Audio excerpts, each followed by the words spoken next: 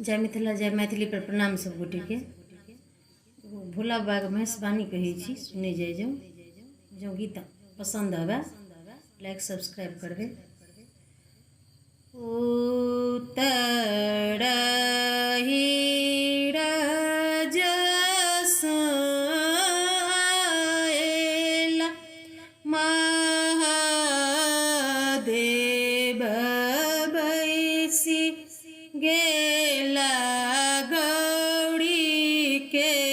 दुआरी गे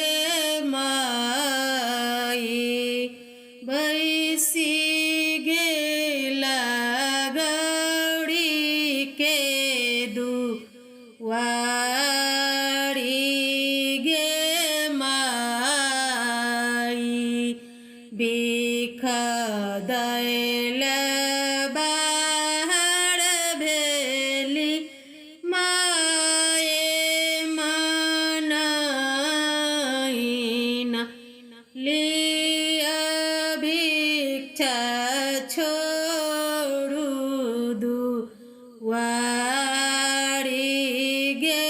माई लिया भिक्षा छोड़ू दुआरी गे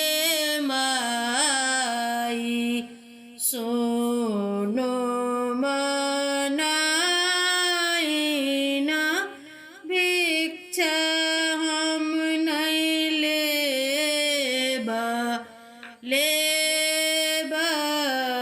गौड़ी कुमारी गे माई लेबै में गौड़ी कुमारी गे माई एहन भिखारी संगे गौड़ी नहीं बियाहब मोर गौड़ी रहती कुमारी गे माई मोर गौड़ी रहती कुमारी गे माई तोरा बजटा फोड़ मुंड माला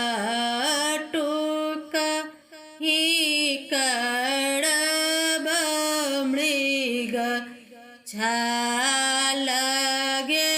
माई टूका ही करब मृग छाल गे माई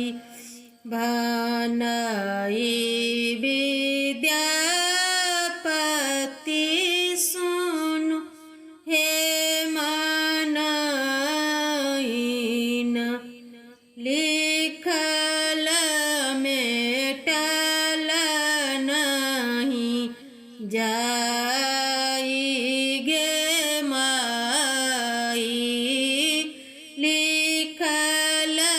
मेटल नहीं जाई गे माई उतरही राजसाएला